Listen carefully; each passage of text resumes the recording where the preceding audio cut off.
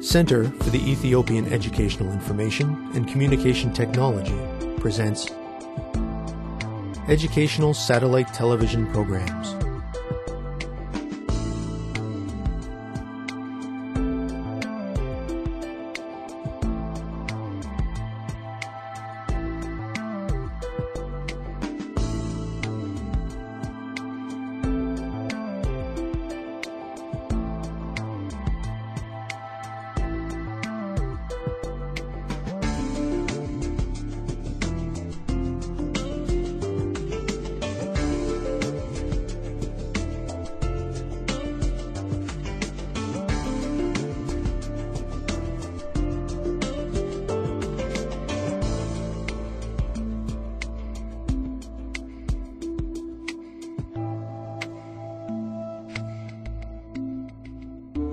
Hello, teacher. Hello, students. Welcome to today's lesson on elastic behaviors. Last time, we learned about Hooke's law, Young's modulus, and stress and strain diagrams. Today, we will study shear and bulk modulus, and use what we learn to explain some of the mechanical properties of different materials. If you are ready, we will begin today's lesson. First, let us remind ourselves what shear deformation is. For the first 2 lessons of this unit, we have been concentrating on tensile deformations, like stretching a wire or a spring. Shear deformations, on the other hand, are more like bending than like stretching. This footage shows us a computer simulation of a drill shaft that is being subjected to shear stress. As you can see, the forces are not pressuring it from behind or in front, but rather are applying to one of the shaft's sides. The result is called a shear deformation. Shear can occur if the base of the body is fixed and the deforming force causes it to tilt out of shape. Shear stress is the shear force divided by the cross-sectional area which is being sheared, expressed by F over A. The shear strain is expressed by delta X over L. It is time for a review question. Take a piece of paper and write your definition of Young's modulus, as we learned it last lesson. Please include its formula as well. Go ahead, students. Students, let's get ready. Begin.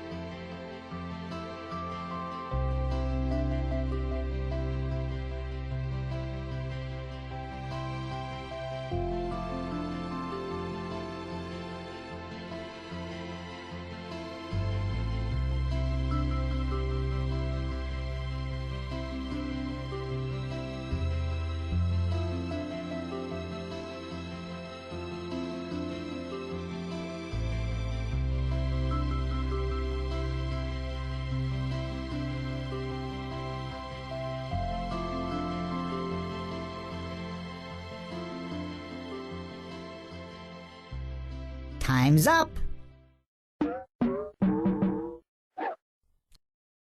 Let's get back to our lesson. Welcome back, students. It is important that we remember the definition of Young's modulus, as it is critical to what we will study next. Young's modulus is defined as the ratio of tensile stress to tensile strain, or normal stress to normal strain up to the material's limit of proportionality. Was that your answer? If it was, good work. You accurately described the formula as well. It should look like this. Now we are ready to learn about shear modulus. You see, students, each type of deformation has its own modulus of elasticity. Each one is also defined as the ratio of stress over strain in the Hooke's law region of a stress and strain graph. That is to say, how much deforming stress is required to cause unit strain.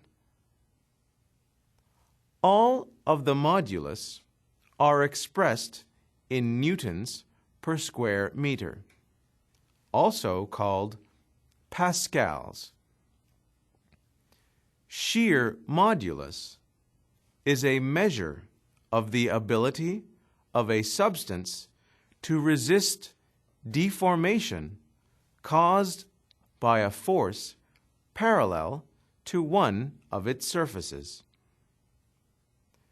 It can be calculated by establishing the ratio of the shear stress to the shear strain like this. The higher a shear modulus of a substance, the less susceptible it is to shear deformation. For example, a diamond has a typical shear modulus of 478 gigapascals at room temperature. Titanium's modulus is lower than diamond. It is 44.7 gigapascals. The shear modulus for glass is 26.2 gigapascals. Rubber is rated far lower than that at 0.0006 gigapascals. Therefore, we see that diamond is very difficult to deform by perpendicular pressure. Titanium does not require as much force as diamond, but more than glass. Rubber needs very little force to be deformed. There is another type of modulus we must study as well. It is called the bulk modulus. It relates to a gas or liquid that is subjected to an increased pressure acting on it. The deformation of the substance is a reduction in its volume as it is squashed.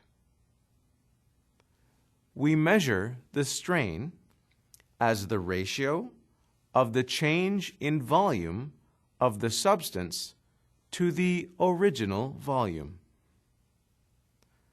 Notice how this corresponds to the formula we have already learned for tensile stress, which is the ratio of a wire's extension to its original length. In this formula, bulk modulus is defined as B. V denotes volume, P is pressure, and delta P over delta V is the pressure to volume, or FA denotes shear stress.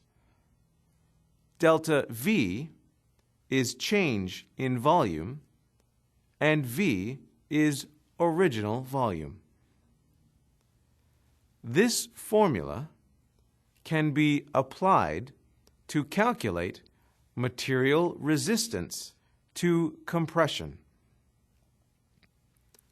Water has a bulk modulus of 2.2 billion pascals, which means that it is very difficult to compress. Air at a constant temperature has a bulk modulus of about 101,000 pascals. It takes far less force to compress air than it does for water. Even solids have a bulk modulus. We have already learned that diamond has a very high shear modulus. So, it is not surprising that its bulk modulus is also very high, at 442 gigapascals. The bulk modulus for steel is 160 gigapascals. The modulus for glass varies anywhere between 35 and 55 gigapascals, depending on the substances that went into making the glass. Therefore, we can conclude that diamond is extremely difficult to compress. Steel is less difficult than diamond, and glass is most compressible of the three. It is time for an activity, students. Let us see what you remember having learned from this unit so far.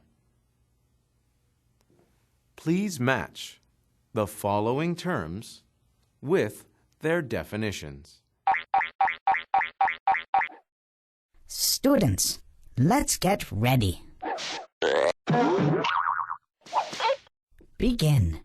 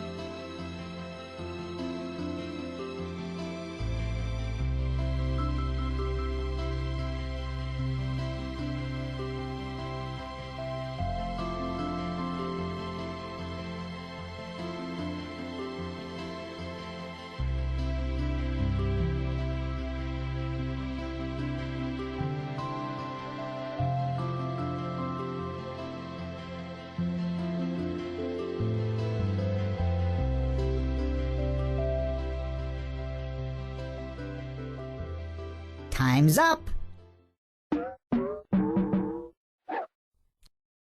Let's get back to our lesson. Hello again, students. Here are the correct answers. I hope you did not have trouble with this exercise.